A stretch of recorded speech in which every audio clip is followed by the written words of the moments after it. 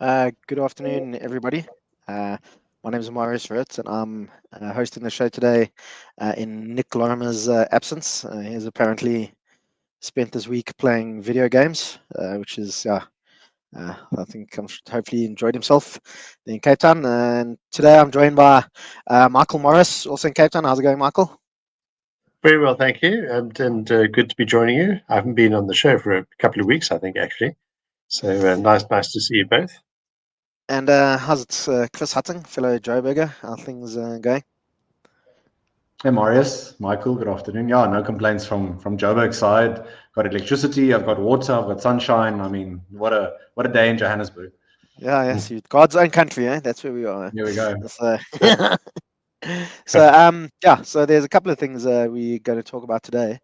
First thing we're going to talk about is there was an article in News 24, I think was either published today or yesterday, and the title is it's by a guy called Bheki Sisa Ncube, and the title is South Africa ready for a white president? He says the article he had the idea for the column because there's an article by the editor in chief of News 24, Adrian Basson, saying, "Is the DA ready to govern?" And Ncube points out that there's been a couple of recent polls that have come out, including from the Institute of Race Relations, showing that the DA is actually the single biggest party in South Africa at the moment. It's got the support of about 30% of South Africans, with the ANC, in the mid to high 20%. So in the next election, it's quite possible that the DA could be the single biggest party and then be very well placed to form a governing coalition. And that means that there could actually be South Africa could get a white president. First, will obviously be the first time since 1994 since we had F.W. de Klerk. But Ncube makes he makes some very weird assertions. I mean, he says one line is, "Yet the DA's ideological stance on race and racial redress versus majority voters and societal expectation adds another dimension to this debate." How does he know what majority voters wants? Does he have some kind of special insights into the minds of every single black South African? And I mean, at the end, yeah, it's there's the last line. It's actually incredible. Or the last paragraph says, "Can the new ANC, comprised of all its splinter groups, finally unite to govern, make a difference, and resolve the national question? Or will the majority, read black people, willingly and freely give state power away to the minority, namely a DA-led coalition? Only time will tell." I mean, this is an absolutely mad. I mean, I think it's an interesting question to ask, but it's an absolutely mad way of looking at the world and saying and thinking that the DA represents a minority. But what is this minority? I mean, technically, the ANC represents a minority now. They only got 40% of the votes in the last election, and that's just of people who actually voted. If we look at eligible and registered voters, it's actually much less than that. So yeah. So I mean, Michael, what do you think of this? Why, number one, why is this a question we should be asking? Is it a valid question? And what do you make of Mr. Ncube's views and what he said there? I mean, I think it's certainly interesting that it's raised as a almost in a matter of fact sort of sense. Is South Africa ready for a white president?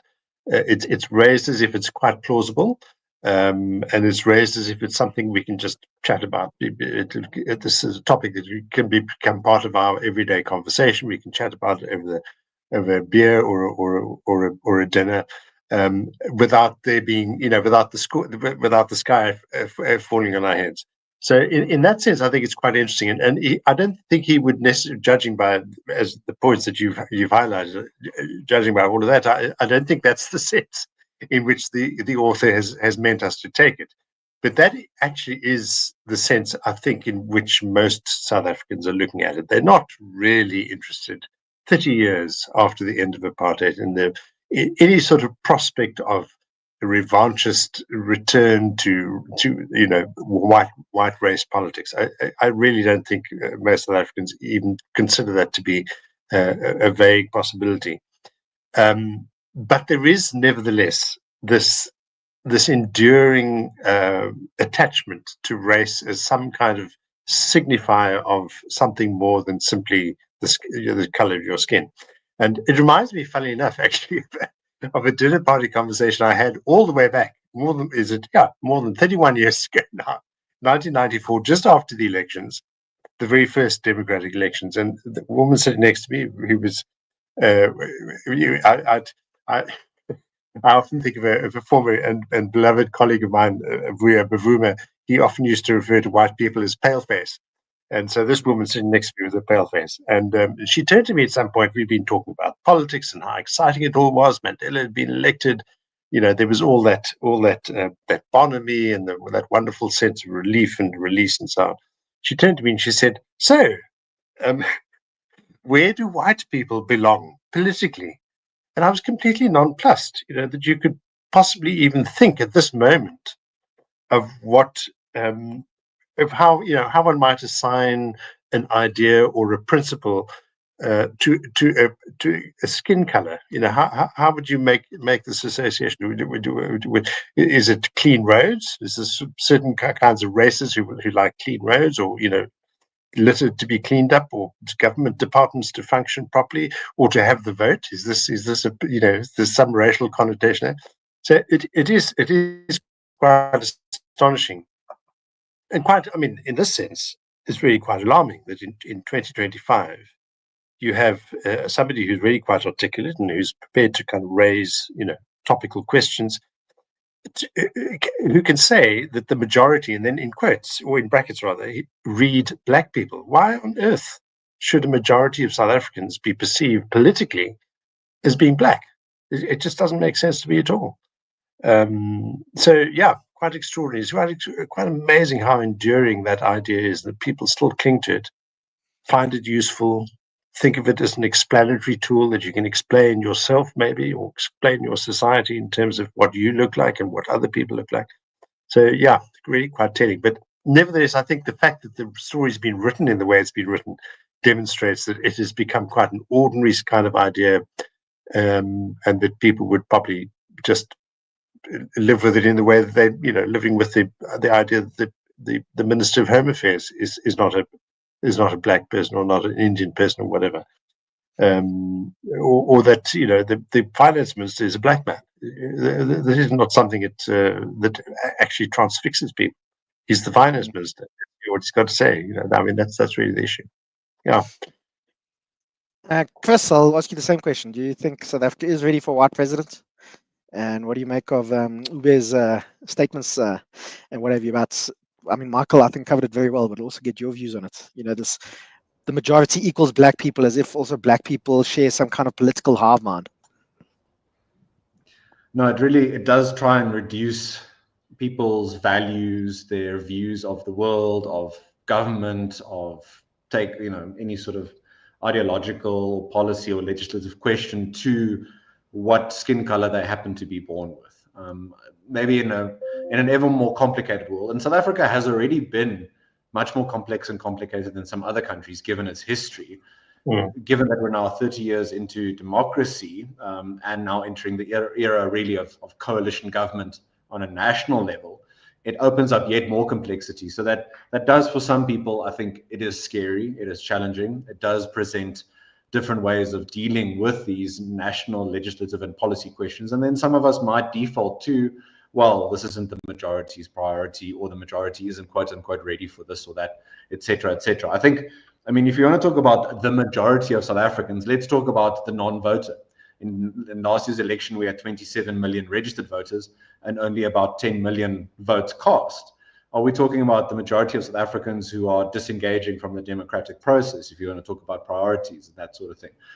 If you talk about priorities in terms of what they want from government, are you looking at things in this particular last day or month, or are you looking at trend lines over time, where in institute polling, for example, we see year after year how South Africans across the board, across respondents, they have a priority for things like good governance, for service delivery, for improvements in their quality of life, not for populist or radical policies like expropriation without compensation, or the NHI, or that kind of thing. So are you trying to deal with the question around people's preferences in a way that uses data from different sources and long-term analysis, or are you trying to shoehorn in, well, this is just where we are because maybe it is where we have been in the last 10, 20, 30, 50, or 100 years? The latter option, the former option, obviously does require a bit more nuanced analysis and questioning one's own presumptions about what is South Africa? What are people's preferences? How are they engaging with each other? Is it, as some politicians tell us it is, where it's a zero-sum game and we do need more populist or radical solutions? Or is it a more conservative, centrist right populace, where people want things to work, they want to work together, they want the best for South Africans and for their families and for their communities? I think you're going to see more and more a contrast between broadly those two schools of trying to understand the world, because the one is more reductionist and is a bit easier. The other one requires more work, but is arguably the kind of thing South Africa needs, especially at this point in time. I think one of the I think it would be quite ironic. Let's say for argument's sake, Jordan Neal-Lewis does become president of South Africa in 2029. I think it would be quite extraordinary if you told somebody, say, Cecil John Rhodes, that the first white South African of British descent to become the head of the executive of the South African government is going to be in the year 2030, where black people have the votes. You know, if somebody you would have thought there was a good chance that, for example, the first Prime Minister of South Africa was going to be John Merriman, but he lost out to Louis Botha. But since then, there hasn't been a white South African of British descent at the head of the South African government executive. So it's just one of those funny historical ironies, I think. And I think it's more likely that we'll have a Anglo-South African be head of the South African government than any time since 1948, I think, which is actually, it's quite a thing actually to think about. Then that is fascinating. Yeah, it's crazy. So then linked to this, we have Fikile Mbalula talking about the DA deciding to take the government to court over these absolutely absurd racial quota rules that have been brought in by the Minister of Labour, Noma Nkosazana Meth. I'll just call him Minister Meth. I think that'll be easier for all of us. But yeah, he said it's anti-worker and anti-transformation. And I think it's exactly the same kind of thing. We're seeing South Africa through these, very racialized lenses. And I mean, one of the things that made apartheid so obscene was that it made people weren't individuals. You were a black person or a white person or a Zulu or Xhosa or whatever. You weren't an individual first. And obviously, I'm not saying these quotas are anything as bad as apartheid, but they still racialized rules. And that was one of the things that made apartheid so obscene. And you're not a person who happens to have a certain skill anymore. You are a white person or a black female or whatever the case is. And it's absolutely bonkers to me that we've even got to this point already. So, yeah, Chris, I mean, do you think this does reveal this continued racialized thinking within the ANC? I mean, just the way the world's going, any person can see, even if your views are on transformation, whatever the case is, any normal person will be able to see this is going to be very bad for investment. Companies won't invest, whether they're South African or foreign companies, if they have to follow these silly kinds of rules. Yeah, I think it is another example, and unfortunately an ever-growing list of those, of where the society and economy are viewed from a zero-sum point of view, that wealth is fixed, that the only way to change that is not by implementing policies that are pro-growth and pro-business, but to divide up as much as possible, as minutely as possible, a fixed amount of wealth in the economy.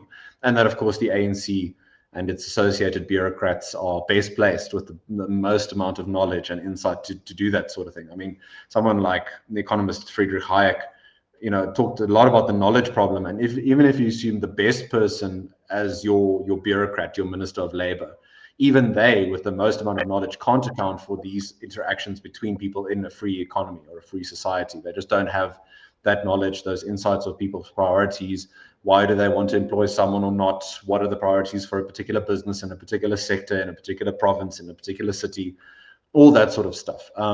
Just linked to this story, we have President Ramaphosa, of course, talking about how the DA, he wants the DA to come and explain to him what their case is against, quote unquote, transformation. So the use of the language as well, more emotive language and more ideological, versus saying he as the president wants his fellow cabinet ministers, Steenhuisen and others, Schreiber, to come and discuss with him what they think of the Employment Equity Act. So the language is used, you're against transformation, you're against these noble ideals. That's what the measure is against. Because if that's your measure of success, it can't be measured as having succeeded or failed, because it's this emotive term that is used. If you said we've tried this for 30 years. The unemployment rate amongst Black South Africans was 23% in 2007. Now it's 34%. What could be causing that? Then you're going to get to the heart of these legislative issues and say, okay, the policies aren't fit for purpose. So both the employment equity amendments, the regulations, and President Ramaphosa saying this points to, I think, wanting to quote unquote defend what the ANC thinks it has done. But also, I think it's a way of shoring up support amongst vested interests. We often see with this kind of thing, when new regulations are proposed and implemented, you don't see as much pushback, I think, that you should see from especially larger businesses and some sectors, because they've got the resources to deal with it. They can go and lobby NEDLAC and other entities and make sure that these regulations don't affect them as badly as it will affect their competition. So if President Ramaphosa talks about things like, defending transformation, he must look at whether these policies have delivered or not. It's not about intentions, it's about actual outcomes and consequences. And also we have to ask a question, what does transformation mean? Yeah. Is a company transformed when 70% of the staff is Black, or is it transformed when the CEO is Black and 80% of the people still work there are white? Or what do we mean by transformation? It's just this nebulous word and can actually mean anything you want it to mean. So, but Michael, I'm going to put you on the spot here a bit. I know you've got a son in matric, and even if you're really committed to the South African project, I mean, what would you tell your son now? I mean, with these rules, he's a young white guy. He's going to go to varsity next year or the year after, whatever the case is.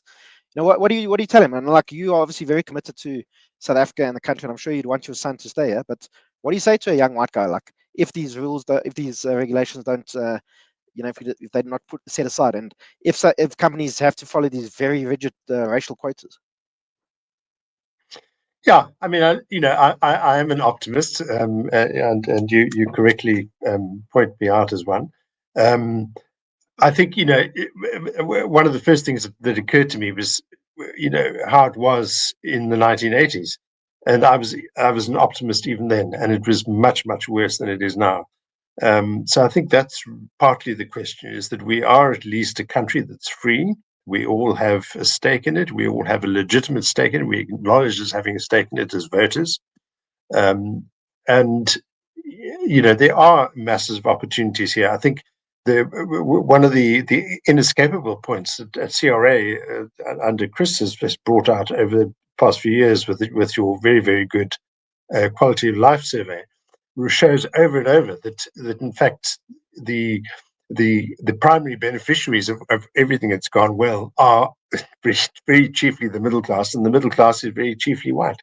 It's changing, and I want to get to that in a minute. So I wouldn't necessarily be saying to my son, look, we're facing a complete disaster here. I think there are challenges, but they're challenges that would require him and his generation to be able to stand up and say, this is where we stand. We're not racists. We're not a threat to anybody else's interest on the basis of race, because we don't think that way. But we're also legitimate members of the society, and we have something to contribute. And it's only if we're all contributing together and doing the best that we can together that we're going to succeed as a whole society. But at the moment, of course, with this massive emphasis on so-called transformation, as you say, Morris, it's a completely nebulous concept. And it's a rhetorical device that the ANC uses, that Fikile Mbalula has been using against the DA. And in fact, on the ground, there is too little transformation on the one hand. So the other point that I wanted to make was one of the worst things that the ANC has tended to do by constantly not so much vilifying, there's a better word for it, kind of problematizing. I hate that word, but there we go. The ANC is constantly, what is the word I'm looking for? I can't think of it now. Making out that that South Africa is untransformed, is still stuck in wherever. Is that they're underselling what the society has actually managed to do for 30 years with the freedom that has been given. There are still massive impediments, among them all these terrible race laws that keep being used, and which are not contributing to growth, not contributing to jobs. But quite apart from that, or despite that, despite the impediments which the ANC is in fact putting in the way of ordinary people, they are improving their lot. They are getting their kids to university. And Chris, you mentioned the NHI. One of the most striking things about the NHI is the kind of one sense of the national sentiment about it, which is not what the ANC thinks it is, in part because there are more black members of private medical aids than there are white ones, contrary to how the ANC tended to present this thing.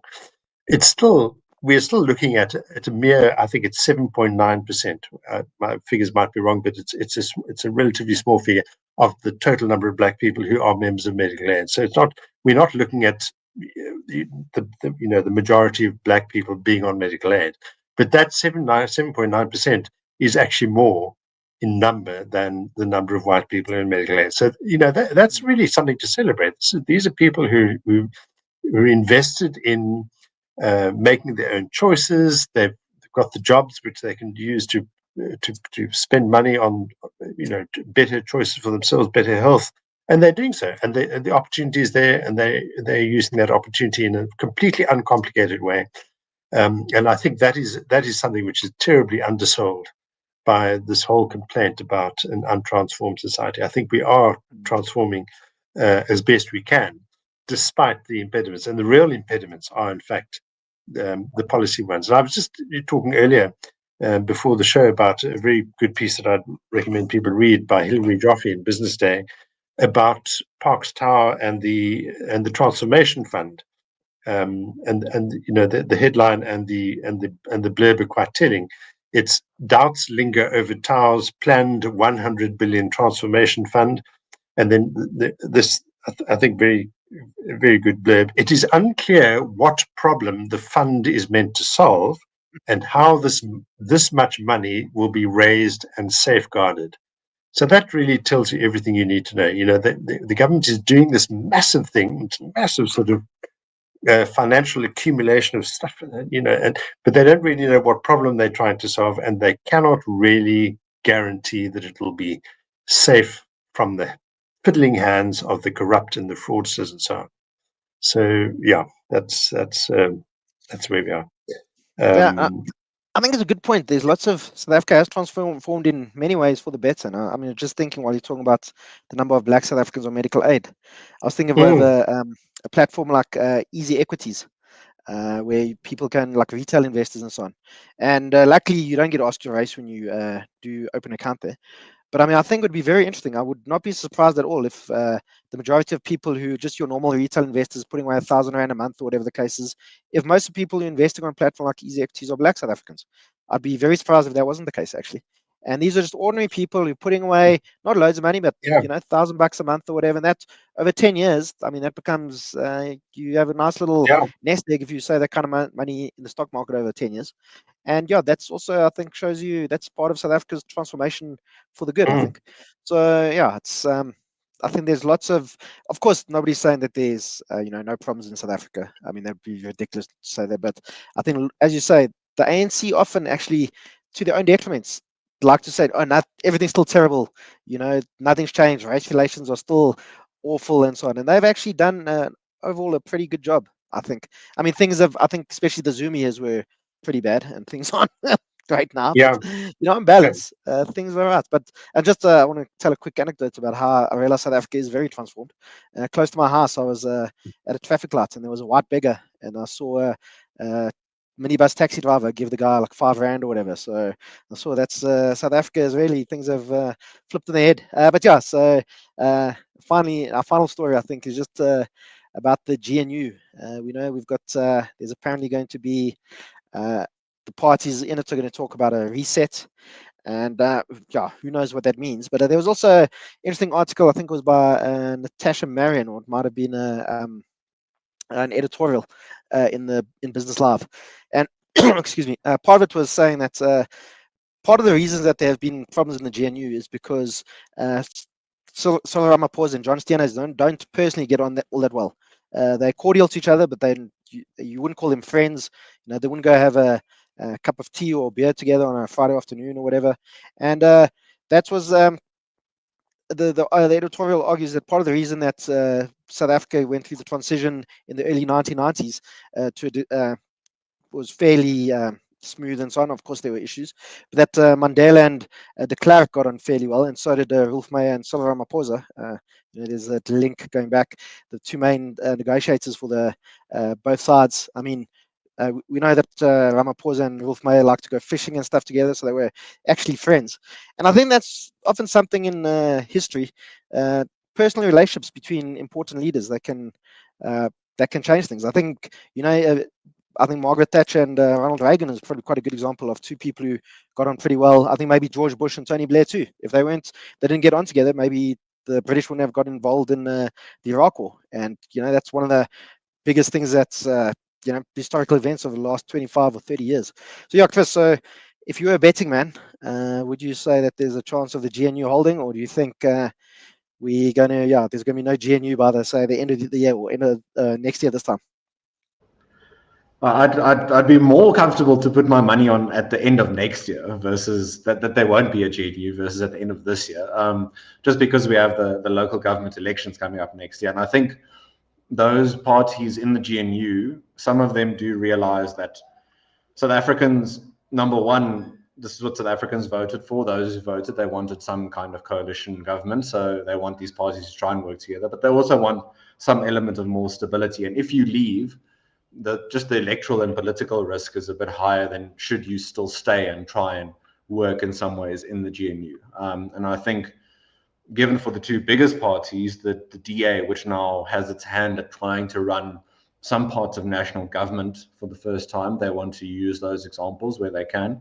And then for the ANC, which I think we still underestimate just the psychological and emotional impact of how badly they did last year and what that has done to many in the leadership and in the sort of structures and ranks, normal rank and file of the party. They're trying to find solutions to what the ANC should be now. And at the moment, they will stick with the GNU. They're the biggest party. They've got access to state resources. I think the incentives are bigger for the parties to remain in the GNU for the time being, at least until the end of next year, if not until after the ANC leadership conference in 2027. Yeah, and I think the DA has also benefited from being in the GNU. We've seen the latest polling showing how well they're doing. I think, and they, amongst Black South Africans, the DA's support is about 20%, according to polling. So, and I think part of it is because, they're not just these shrill white people shouting from the sidelines of, in Parliament. They making what seems to be like proper changes, especially ministers like Dean McPherson and Leon Schreiber, who seem to be pretty energetic and doing quite a lot of stuff, it seems, and stuff for the better. But yeah, so Michael, also, I mean, if you're a betting man, how long do you think the GNU's got left? And do you think, I mean, when we come to the next election in 2029, do you think we'll still have the GNU? My first response is that I'm not much of a betting man. But I think, I think for all the reasons that Chris has set out, I think both parties see the benefits. They see the risks as well. But I suspect that if they look beyond the GNU and see either, the prospect of either one of them trying to go it alone, as just not having the leverage and the advantage that trying to stay in government and keep a government going has. And I think, the point that I've often made is that I do think the GNU's benefit is probably best judged over a longer term than has been evident often so far. And people tended to say, "Oh, the DA must leave. They've got to draw a red line in the sand, or draw a line in the sand and say, here and no further, beyond this, no, up to this point and no further." And I've often felt that the risk of that is appearing to be petulant, unable to find common cause, to broaden the public, the common ground. And to do that publicly, I think it is quite difficult. I mean, it's quite a you will know better than all of us, Maurice, with your studies in government and so on, and politics internationally. That I think that's it's a difficult terrain that we're in. But I think the benefits of having a cooperative kind of government, where the society clearly is not choosing outright one party or the other. So, the kind of popular will is impelling exactly what it is that they're doing in a government of national unity or coalition government. So my sense is, that I think the longer they stay, the more they appreciate the benefits of it, and obviously there are risks. It's going to be interesting to see how they manage the local government election, because that's going to be quite tense point. But we've come through some quite tense things. I mean, even this latest thing we spoke about with Fikile Mbalula accusing the DA outright of being, against against benefiting fellow South Africans. They seem to be able to absorb these things and kind of get on with it, which is, I think, a good sign. So I'm not a betting man, but I would say they've got a pretty good chance of hanging in there. Yeah, I know. I mean, I also don't think you can overstate the fact that, in 2022 or 2023, you wouldn't have thought that the DA is actually even going to be in government, and we thought you're still going to have the ANC still being in charge. So things have changed a lot, and you get into politics to govern, and the DA's got this opportunity now. And of course, I mean, they shouldn't just stay there for forever, just because they do need to have some red lines. And I think this budget. This budget issue was the right place to make a stand. So yeah, but and also this is coalition politics gets tricky. You would be naive to think things were going to be smooth sailing. So, but I think that's all the time we have for today.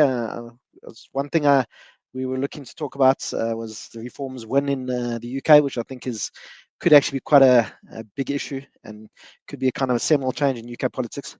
But yeah, that's still something to look out for. And if you made it all the way to the end of this 32 minutes, well done. And there's a YouTuber I watch who always says, remember to smash or gently touch the subscribe button. So if you're inclined that way, yeah.